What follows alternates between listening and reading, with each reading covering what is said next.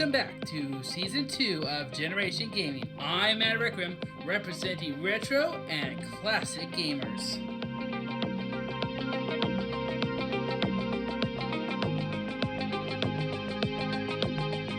I am Djkokoro, who will lead the charge for the new generation gamers. Hi, I'm Aleah Skye, the new future of Generation Gaming. I was brought in to represent the YouTube and Twitch gamers, who's lit and how to set up shop. Here at Generation Gaming, our mission is to unite gamers of different generations and platforms with our common love for gaming.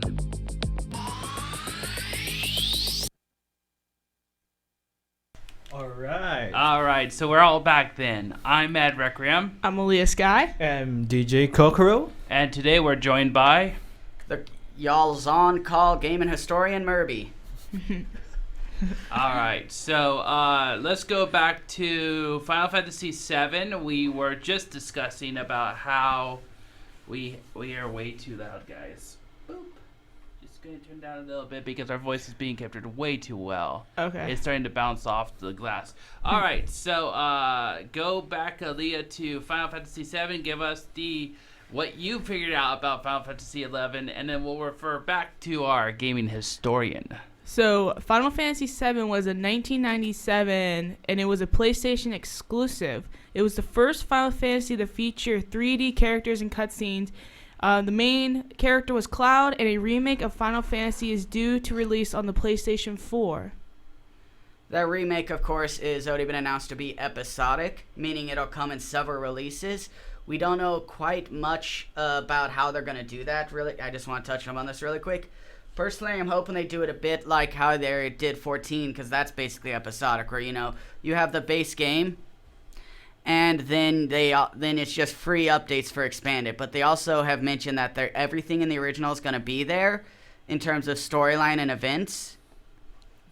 But they're also going to, make it fully fleshed out, so each episode is going to be a full featured game in terms of length. But as for the original game, it also introduced a few nice systems, such as the materia system, which basically your weapons and armor, because unlike previous games, you would equip like a left arm, a right arm. Isn't that the buy to win kind of thing? No? Some mobile games may use something like that, but materia, it's specifically pretty much the way you get your abilities and your spells and everything. The way it works is your weapons and your armor would have slots in them, and the materia is basically spheres that contain those abilities. And you would just equip those and be able to be able to cast fire or cure, or be able to, do special commands and stuff. And the more you battled, the more you got AP ability points, and you would level it up, so you'd get more powerful versions. And when you mastered it, it would create a new materia of that type. So it's a way to customize your characters, kind of like a very on-the-fly job system, because you're able to build your characters exactly how you want them by giving them the materia that you want them to have. Wait. So it's like those, if I remember correctly, those are like, like attachment to something, your weapons or the character itself? The weapons and the armor. Oh, okay. Your weapon would have various slots, and your armor would have various slots. Oh, I remember now what it is. And there are the several types of materia. You've got your magic materia, which are green, and those are just your very basic spells. You've got your summon materia, which are red, and those are your big summons. And then you've got your command materia, which are yellow, which expand your command menu to do stuff like, a common one is W item, which lets you use 2 items in one turn. That also, in the original game, is the cause of a glitch, which allows you to create infinite instances of an item in battle. So I remember now. So crystal is the one where you buy, and materia is the attachments. Okay, just making sure, because that's in my mindset. Like, it was the item. Krista specifically applies to their online games, 11 and 14. It only applies to 11 and 14. All right. Right. So moving on to Final Fantasy VIII. Okay. Yeah, sure. It was released in 1998. A new battle system called the Junction system, which allowed players to use special weapons and equipment to improve stats and techniques in battle. It was also the introduction of the gun blade combination of a gun and a blade. That sounds so badass. The Junction system is not quite. The Junction system is actually not the equipment. What the Junction system does is the core of it is Junction Guardian Forces. Final Fantasy VI had a feature had the summons called Espers, which Maddrequiem touched upon, where you would everyone would subclass a mage, you would combine with them to learn new spells and stuff, right? That's what you mentioned? Yeah. The Junction system is like an evolution of that. You junction Guardian Forces to your characters, multiple at a time, and if you necessary, and they would learn abilities as you went through battle, and that some of those would allow to be like HP junction, strength junction, elemental defense and attack junction, and you would junction spells to that. And it is also unique because it doesn't exactly have a traditional MP system. Spells are all charges. You draw them out of the world or out of enemies. And another unique thing about 8 that I love is it kind of has its own crafting system. In that refining, the Guardian Forces are GFs. Yes, everyone has GFs. Haha. No one got the joke. No. As in girlfriends.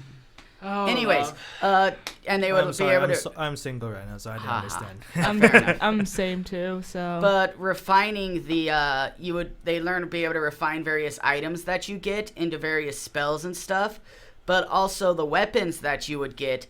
Unlike every other Final Fantasy game, you don't buy new weapons. You need to gather materials to upgrade your weapons. And one last bit on the gunblade that I do like. You say it sounds cool. I'm on the PlayStation version. It varies depending on the PC version of what your controller configuration is. But on the PC version, if you time it right, when you attack someone with a gunblade, if you hit R1, you pull the trigger, so you do extra damage by shooting them while you're point blank after stabbing them. Nice. It was also a reintroduction of the Blue Mage character, who would learn moves from being attacked by a monster and steal those spells from it. Not quite true. One of the yellow command materia in Final Fantasy VII is enemy skill, which allows anyone to be a Blue Mage. Okay, I love you. Same idea, though. I know, but it brought Blue Mage back to being as a job. Specific character, yes. Yeah. Which was, by the way, a teacher who was only 18 years old and hit on your main character constantly. But it also lovely. touched upon the hilarity of the whole Chosen One at some point in the storyline, it's like, by the way, we were all in the same orphanage when we were young. How about that? Like I said, orphans, like 3. All right, on to number 9, please. All right, so it came out in 2000, and it was the final game for the PlayStation. That's actually all I have written down. I couldn't find any more information on Final Fantasy IX. So can you? Final Fantasy IX was not supposed to be a main entry. Really? What do you mean? They were the main developers were actually working hard on Final Fantasy X at the time. That's why it was only a year release between them. Compare that to, I think, Final Fantasy VII, which came in 97, and then I think 98 or 99 was 8. The fact that 9 was on a side game meant that it wasn't developed at Square proper. It was actually developed in Hawaii. Hence why the Chocobo themes are Aloha Djkokoro and Ukulele Djkokoro, and why it has a bit of a tropical vibe at some points. But it ended up being upgraded to a full-fledged Final Fantasy game to fill in the void. It was also made as a love note to Final Fantasy, as it has several aspects from the previous games added to it. What do you mean by love note? It's a celebration of Final Fantasy. It's like, here's a bunch of references to the other games, and everything you like in the other games is in this game. Also, there was also the fact that it returned to more of a fantasy world, albeit with steampunk elements, as opposed to the technological realism vibe that 7 and 8 were definitely going to. 7 did have its funny moments, like one of my favorite points, just to go back to that really quick, is you're infiltrating a ship, and Barrett, who is literally Mr. T with a gun on his arm, is in the sailor suit, and Cloud remarks to him saying, "You look like a bear wearing a marshmallow." That is funny. And 8 didn't really have as many funny moments, but 9 definitely went back to the more happy, joyful vibe of past Final Fantasies, mostly predating the PlayStation era. However, 9 also had some serious moments, such as the main black mage, Vivi. Damn it, I do it wrong every time. Vivi has to come to the realization that he may or may not be actually a artificially created life form, as opposed to a real occurring black mage, because the black mages are being created by the queen.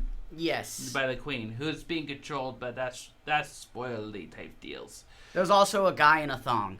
Alright, so we finished the PlayStation 1. Really quick, just to touch upon some of the systems in 9 really quick. Okay.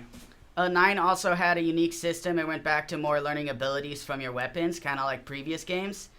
But the abilities came in 2 varieties. It came in the action abilities and the support abilities.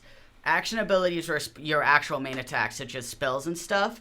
But it also included the support abilities, and as you leveled up, you would gain a quantity of jewels to be able to equip these. And those are your basic stuff like preventing silence or doing more damage to bug-type enemies, stuff like that. Yeah, the killers. Yeah, the killers. The killers were a very important part of Final Fantasy 9. So it allowed you to kind of build your team on the fly. So if you're going towards a boss and you know it's going to be this type of enemies because maybe you've died before and you're reloading your save, you can quickly on the fly switch to a better support countermeasures. Set. Yes. Oh, speaking of splitting the team, was Final Fantasy 9 the first one where we actually left the main character behind? Because I think that in 4, when we were constantly switching our team around, we always stayed with Cecil. Yes. Yeah, so does that 9 is the only one that actually did multiple squads. 7. One point, Cloud is actually no longer in your party due to story events. Okay. So 7 was the first, but 9 touches upon it as well. But 9 definitely had more a set of main characters versus just one principal main character. Yeah. Yeah. All right. Well, 6 also was designed with the mindset, because a lot of the previous games and games since then have had the idea of this is the main character. These are secondary characters who are also main, but not to the degree. 6 was the main one where every character is designed to be a specific main character. It's not just one character's story with his friends. It's everyone's story. All right. So we're going to go on to a musical interlude to separate us from PlayStation and PlayStation 2. All right. Give me a sec. Here we go.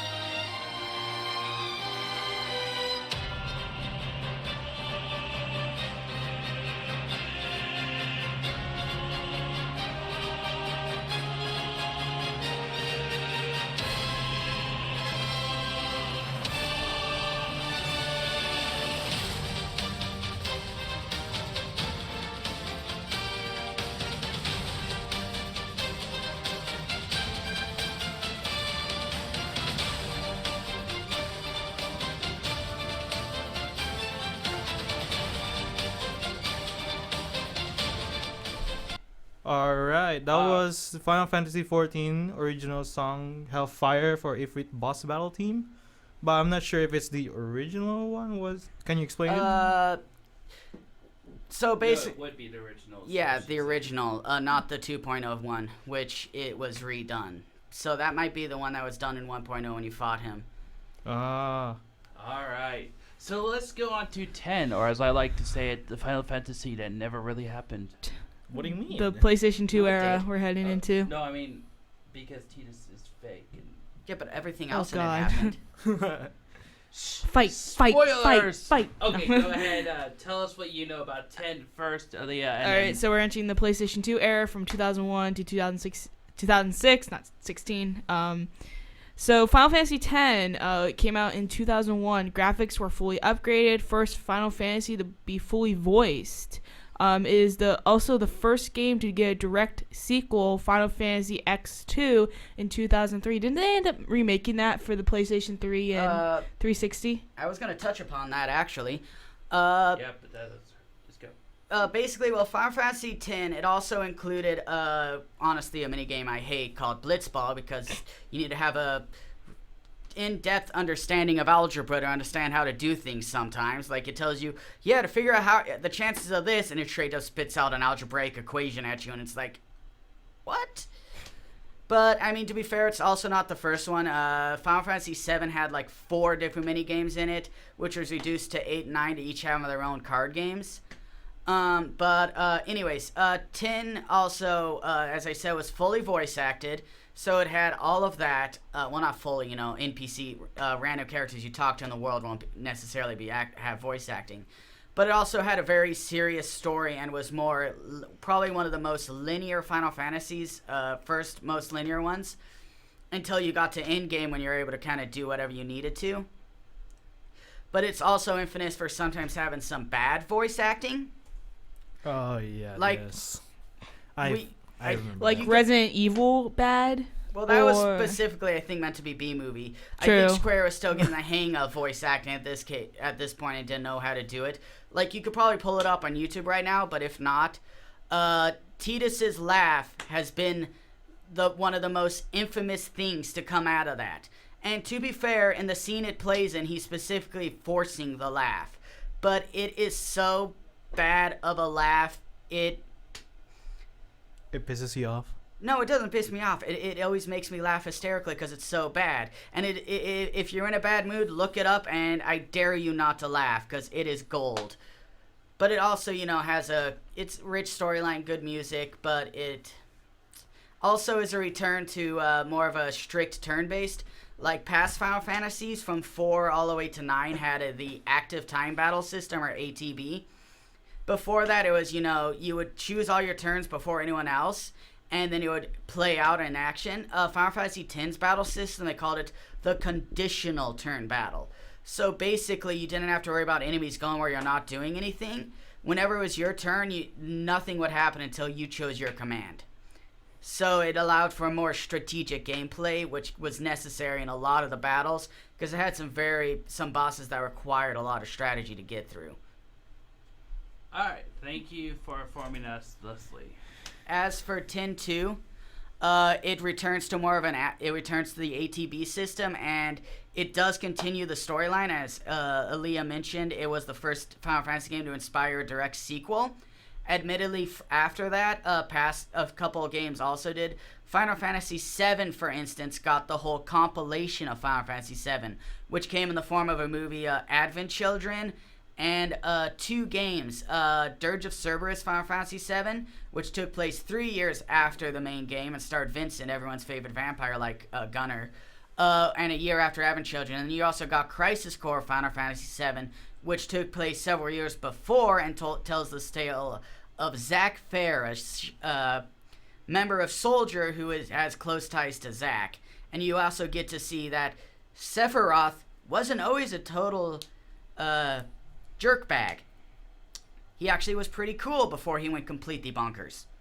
Alright, I like to point out that Final Fantasy X also has one of my favorite characters because they added a goth girl as the black mage, Lulu. She was awesome. The best part was she used dolls to attack you with. little plushies. That's an interesting weapon to use. Yeah, well, the plushies were possessed, of course. So God, of course. It would be like monster summoning. So but they were they're like little Chucky, plush basically. So toys. it's Yeah. a summoner then. Except not wanted to kill everyone. Yeah. They're under her control. Okay, so And one more thing to touch upon with this, since we've mentioned them before, was the growth system. Final Fantasy X featured the sphere grid, which basically you would gather. There was no real leveling in the game. You would gain sphere levels, which just gained you points in order to place spheres along this grid to customize your characters. And with enough grinding, you could actually make every character know everything, but the sphere grid is friggin' massive, and it would take a long time to do, yet some people have done that. Well, 10-2 is heavily on the job system. A lot of people don't like it because they think it's girly and it has a Charlie Angels vibe, and it is very goofy. It is a huge counterpoint to 10's serious nature. But the dress spheres were your jobs, and you would be able to switch them out on the fly in the battle based on what garment grids you had equipped. So basically, you would put the dress spheres on a garment grid and be able to switch through them. And if you actually completed a path connecting all of your dress spheres or jobs in a single battle, you would be able to activate every character's ultimate job if it's been unlocked. And unlike past Final Fantasy games, it's not a rotating cast of characters you can swap out. It is specifically just the 3. My bad. It's okay. All right, so we're going to move on to 11, which is why I specialize in. So give me just a little details about 11's history, and I'll fill in the gameplay. Awesome. So Final Fantasy XI came out in 2002. It was the first to have online multiplayer on Windows, and then later that year on Xbox 360 in 2006. The game can still be played online Windows, but has been taken down from PlayStation 2 and Xbox 360. It has the Genesis World Record for first video game. Guinness. Oh, Guinness. Guinness. Genesis? I was So thinking. Sega determines our world records for No, it video wasn't. games No, now? I was actually No, thinking. it's a bunch of drunks. Sega. Oh. God. All right, we're giving her enough crap. Let's go on. I was thinking Genesis from Land of Confusion now because of you. Yes. Phil Collins? Yeah, I like Phil Collins. Phil Collins loves video games. This is what Aleah is saying. Allegedly loves video games. Then again, he's Phil Collins. Maybe he does love video games. He's a good drummer, though. Uh-huh. We can give him that. And he was in Grand Theft Auto. Okay. Onwards, back to the subject at hand. So it has the Guinness World Record for first video game to have cross-console gameplay between multiple consoles, PS2, Xbox 360, and Windows. In 2012, Final Fantasy was the most profitable game in the series. Final Fantasy XI mobile remake is in the works. All right. So this is where we're going to compare games. Bun-dun. All right. So here's what's going on. Final Fantasy XI was one of the first MMORPGs to exist in a real basis way. Here's the thing. World of Warcraft came out, and pretty much after World of Warcraft came out, everyone was, no offense, a World of Warcraft clone.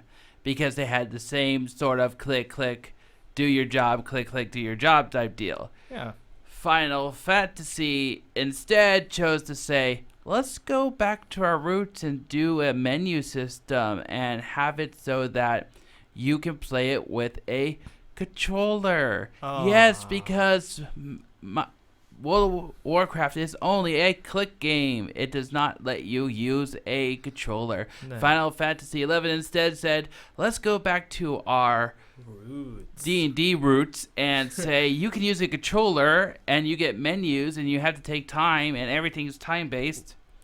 So what it was you start with the first original jobs. Fighter, red mage, black mage, white mage, and thief.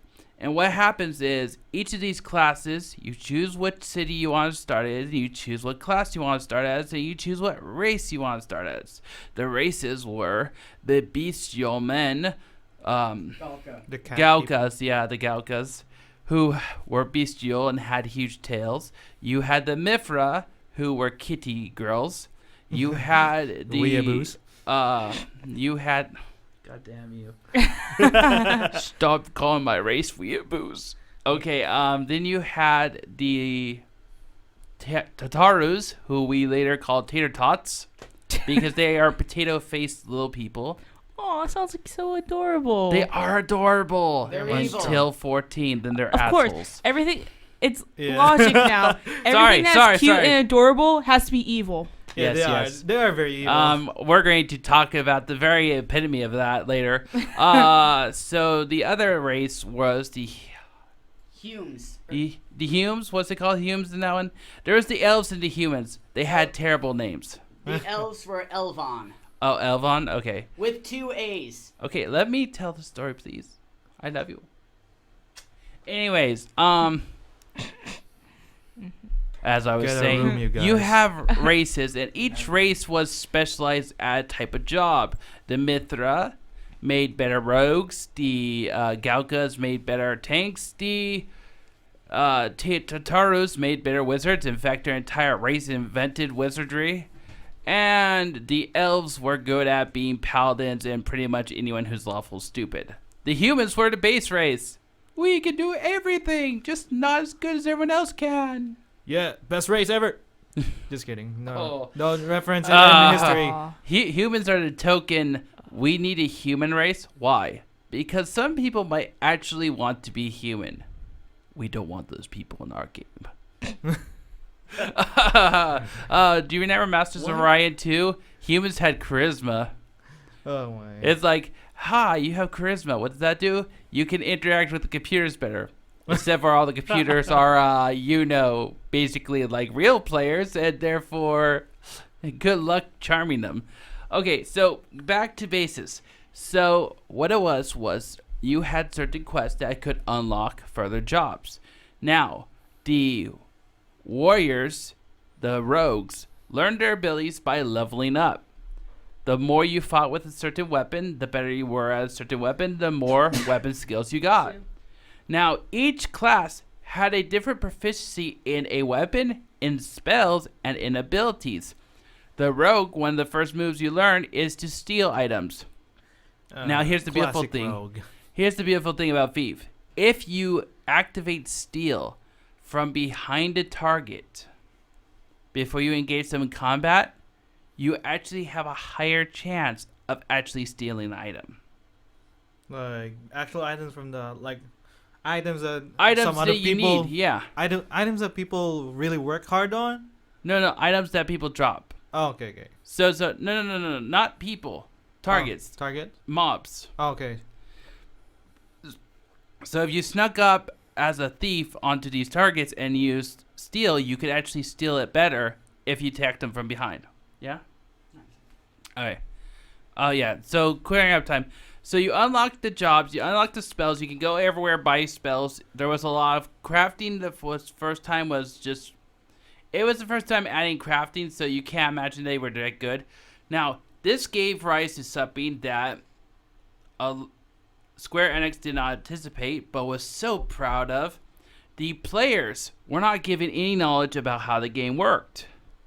They had to learn themselves through experimentation of... So, like, no tutorial. No tutorial. It was just straight up, bam, Was it trial really and error. Why can't more games do that? I don't want to suffer through the Well, tutorial levels all the time. It's also that, from my understanding, the developers also didn't go out of their way to be like, this is how this works. They just were like, yeah, just figure everything out on your own, Well, All right. And through the figuring it out on their own, thus becomes one of the first Wikipedia pages, but Wiki pages. Wiki. let's just say Is it Google wiki? search. Okay, How no. about that? Okay, Google so it was called the Cyclopedia. Because it was FFXI Cyclopedia. And what it was this is a database made by the players, not made by the Company itself. Square Enix itself. It was made by the players. And it is a huge list of everything that you need to know about Final Fantasy XI. How to get items, how to get gear, how to get spells, what way to better level your characters. Everything is in this guide, and it's made by the players for the players. All right, let's go on to 12 because we're running out of time. How good are we on time? You want to end like 3? We want to end at 50 minutes. 50 minutes? We're right now are 30. Oh, okay. So look, I just 20 wanted minutes. to have enough time to talk about all the games. I know you do. So we have So we're at 30 11 minutes. was a MMORPG that decided not to be a World of Warcraft clone. Oh, and you got skill levels just like you did in 2. Onwards, which by the way punished people later who found out how the power level in that game, which was almost impossible until lately. All right, so we're going to Final Fantasy 12. Final Alright. Fantasy 12, dude. All right, released in Japan for the PS2 in 2006. Then in October 2006, the US featured an open world sandbox and a movable camera in-game. It ditched random enemy encounters to choose real-life time battles. The game got an exclusive Nintendo DS sequel. Yeah, so Final Fantasy 12, honestly, I feel like they built off of the 11 engine a bit and built off it because it is very MMO styled while not being an MMO at all. In addition, as Leah mentioned, the lack of random encounters, you actually got to see all the enemies on the map, so you were able to kind of avoid them because it was built up to be a very rich world, with full of wildlife and stuff. Now, a thing I wanted to touch upon is 12 is based in the land of Ivalice, which was previously seen in Final Fantasy Tactics. In fact, all the games that take place in Ivalice, that also mean Tactics Advance and Tactics A2 on the Game Boy Advance and Nintendo DS respectively, take place in Ivalice. 12 actually came out and was part of what they called the Ivalice Alliance, because Square likes to bundle things together like that. And there are usually core things in common between the Ivalice games, mainly a scenario written by Yasumi Matsuno and a soundtrack by Hitoshi Sakimoto. You really remember every name, huh? Well, I like these people. They're good at what they do.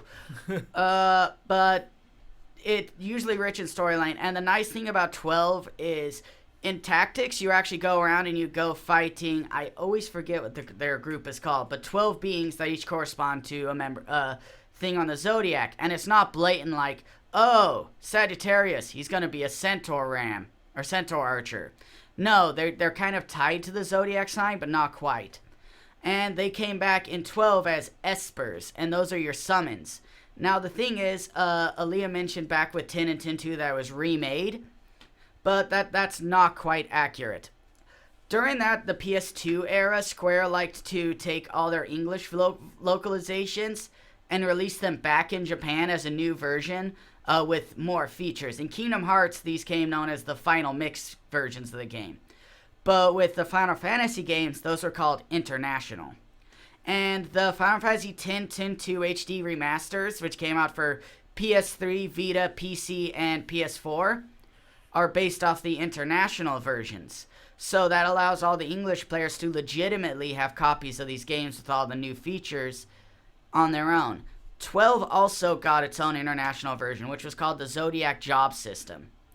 Now, the thing is, in 12, the core leveling system was called you leveled up normally through experience, but you also got license points, because the way 12 worked is every character had a license board. It's always the same. You would spend license points to be able to unlock points on this board that was just a giant, chessboard grid. So, buying one thing on it would unlock its adjacent to buy. And it was also lampooned because it's like, I don't know how to wear a hat. I don't have license for a hat. But the Zodiac Job System is unique because it's actually based on a feature they wanted to do with the original release but couldn't make it work, but they did for the for Zodiac Job System. And what that does is when you get a new character, you choose which of 12 boards to assign them, each corresponding to a job.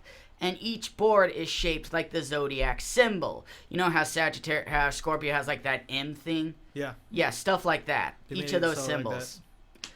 Now, we haven't gotten that yet. The Zodiac Job System is actually being released in full HD on PlayStation 4 and I think PC July 11th of this year. So we're finally getting that with a few extra features. All right, we're going to move on to... One more thing I want to mention. Just hurry up. 12 also features a side quest against everyone's favorite Kabuki character, Gilgamesh, who in this version was voiced by John DiMaggio. You may know him as Bending Rodriguez. He's also the Joker from the Red Hood. Anyways, we're going to go ahead and move over back to Aleah, who's going to give us a synopsis of 13 because it's the only one she played.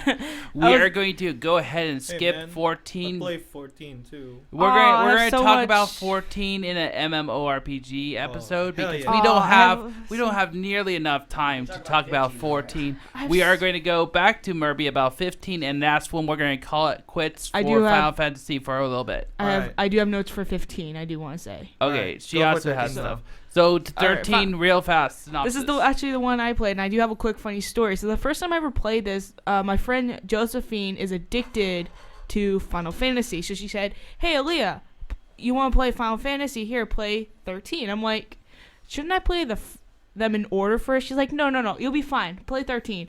Play 13. Not even 10 minutes. I got so frustrated with the game, I almost threw the controller at the TV because I could not figure it out. I was like, Josephine, I'm so done. I can't beat this. I'm just like, and I was so distracted with the one guy, and then like the bird was in his head, or the Sauce with the Frocobo. Oh my god, I loved him. He was my favorite. And Everyone then Lightning too. I liked Lightning too. So going back to my notes, Final Fantasy 13 came out in 2009. It actually has a lot of sequels. It has Final Fantasy 13-2, Lightning Returns, and no, it's Final Fantasy 13. Yeah, sorry, I was reading that wrong. Final Fantasy 13-2, and then Lightning Returns, Final Fantasy 13. That's what I was like confused. It's just its own trilogy. Yeah. Isn't that Final Fantasy 13 the only one that has multiple sequels, or is there any others that 7 has technically 2 sequels, one in movie form, and 2 prequels. I only mentioned Before Crisis, but there's also a mobile game called I mentioned Crisis Core. There was a mobile game before Crisis that was going to be localized in English, but never was. Okay. Alright, so we're going to move on to 15 then? Alright, Final Fantasy 15, which is not out yet, but is coming soon. Final Fantasy 15 has been out for a while now. It's been out since end of November. Really? I thought it hasn't come out yet. No. I got it for Christmas. Oh, wow, I'm way behind. Alright, so I found this really cool. The development of Final Fantasy 15 can be dated back to 10 years ago to 2006, as Final Fantasy Versus 13. It was supposed to be a spin-off for the PlayStation 4. The gameplay is going to the gameplay is 3D open world sandbox. So basically, you know how I mentioned Square likes to give collections of things? You had Evil East Alliance, compilation of Final Fantasy 7. They also had the Fabula Nova Crystallis, which was the shared universe for Final Fantasy 13. Final Fantasy 13 is the more RPG one, where Versus 13 was meant to be more of an open world, and had the tagline of a fantasy based in reality. There was also Final Fantasy Type 0, which was part of that, finally released in March of last year for PlayStation 4 as an HD remake.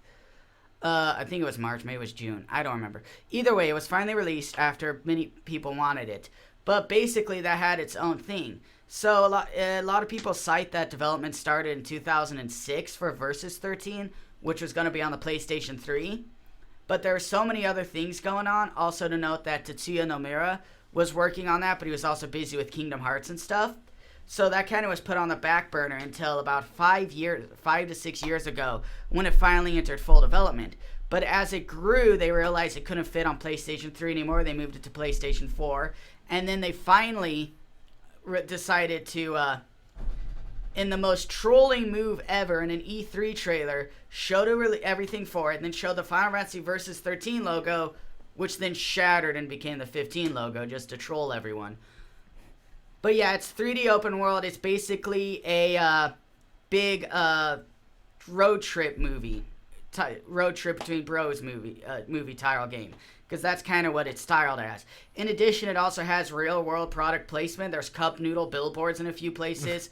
Your tent that you camp in is Coleman branded. And speaking of cup noodles, it was actually announced at the Final Fantasy 30th anniversary event opening ceremony, because as we mentioned, this is the 30th anniversary. I hope they make it this way, but Cup Noodles, in Japan at least, is releasing 15 new flavors, each based off of a different Final Fantasy villain. Oh, I want to taste that. So do I. That's why I hope it comes here. The taste of Seraphim. The taste of Kakarot? Kefka. Kafka. Kafka's going to be coffee flavored. I just know it. What? Why? Oh, God. Coffee and noodles. Ugh. Meanwhile, I don't even like coffee in general, so. X-Death from Final Fantasy V is going to taste a lot like wood because he's a tree. Oops. Spoilers. Or it's going to taste like Okay. poison because he's deaf. All right, so let's review. So we're going to go ahead and take care of tactics when we do tactical games, which is a later episode. Look forward to it. We're going to take care of 14 when we do MMORPGs. Hell yeah. We're going to take care of Kingdom Hearts and bring Mirby back for that on another date. Okay, so future episodes, because I've got 5 minutes left? 9. Okay, so I'm going to fill you in the future episodes coming up. The next episode we will be doing is Monster Games. We're going to compare Digimon, Monster Ranchers, Pokemon, and Dragon Quest monsters, and the Shin Megami Tensei. Oh, God. Shin Megami Tensei. Yes. Monster. Ow. Oh, God. Injuries in the booth. We're Workman's down. comp. Someone call 911. I got my phone. No. It's not funny to joke about stuff like that over the radio, guys, honestly. Sorry. But yeah, ouch. Shin Megami Tensei series is another one, including the Demi Kid series. We are going to then cover tactics. We are then going to bring Mirby back, hopefully 3 episodes later, to tell us all about Legend of Zelda. Oh, I can't wait for that one. Because she's a huge history buff on Legend of Zelda. Gaming in general. Gaming in general. Okay, she's a history buff in gaming. Really quick. Just to give a nice little summary of regards to Final Fantasy, though.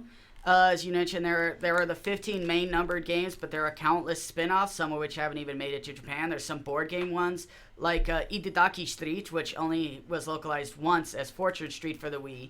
That usually has Final Fantasy and Dragon Quest characters mixed into it. Then there's also games featuring chocobos, the giant chickens, and that comes in. There's a Final Fantasy Fable series on DS, the start on DS, that is featuring him. The second one on Wii is more of a dungeon crawler, which is nice. But all the spin-offs take place in myriad different genres, so we can easily touch upon them in various other episodes. But either way, the series has gone strong for 30 years, has no sign of stopping, and if no matter what style of game you enjoy, there should be a Final Fantasy game for you. All right, so let me ask you guys real quick. All right. For a person that's trying to get in Final Fantasy, what do you recommend him to play? I First. recommend you play Final Fantasy 9 first. 9. Nine is a good one to start with. Just say what your recommendation is, babe. My recommendation, I can't really recommend. I would honestly say probably 5. Because it has a nice goofy storyline, a job system. It's very easy to customize, and it's very easy to get as a game.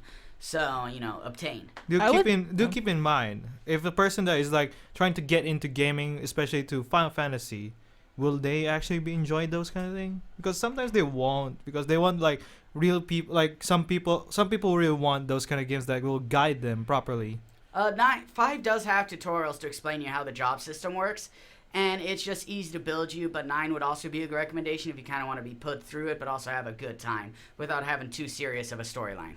What about you, Aleah? Which game do you suggest? I don't know. That's an interesting. Well, because I've only played 13, but I would think you guys would lean towards 7 for most people to start with, because I always thought because that's the one everyone talks about. It Advent seems Children? I'm not a fan of 7. Really. 7 is a good one to start with, but it also has its own fair share of issues. Whereas 9 is a lot more accessible, but 7 is just the most well-known one because it was released on the PlayStation and had a lot of fanfare as that. Okay. All right. So I want to hear this from Aleah because she's a YouTuber. So unlike me, who's a Twitcher, she would have a different opinion of this. You're making a YouTube video about you playing Final Fantasy. What Final Fantasy game do you play? And here's the big question. Do you voice act or do you just make commentary?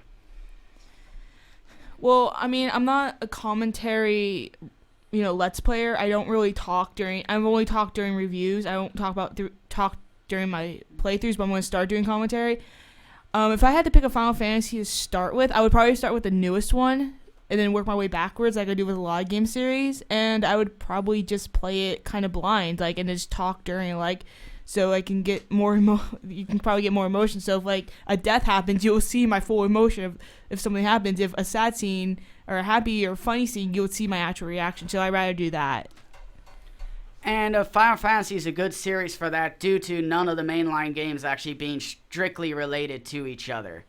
Oh, and I also forgot to mention Final Fantasy IV also has its own sequel, The After Years, which is episodic. So, all right, I feel as a Twitcher that Final Fantasy is definitely a good game to start your Twitching career on. You have an RPG that's going to take a long time to get through. It has a lot of storyline that a lot of people want to hear, and more importantly, it has a lot of opportunities for you to voice act or have what's when they're actually voice acting for you. Voiceover. Yeah. So you can hear commentary. Gameplay walkthrough. Exactly. All right. So we're going to end with a song here. Okay. So for you guys are Twitchers and YouTubers. Can you guys tell me your names so that people will know? Maddrequiem at twitch.tv/Mirby. Mirby at twitch.tv/Mirby. That's MIRBY. And Gamer Husky on YouTube. All right. So we will end this session with some music with One Winged Angel. Yeah.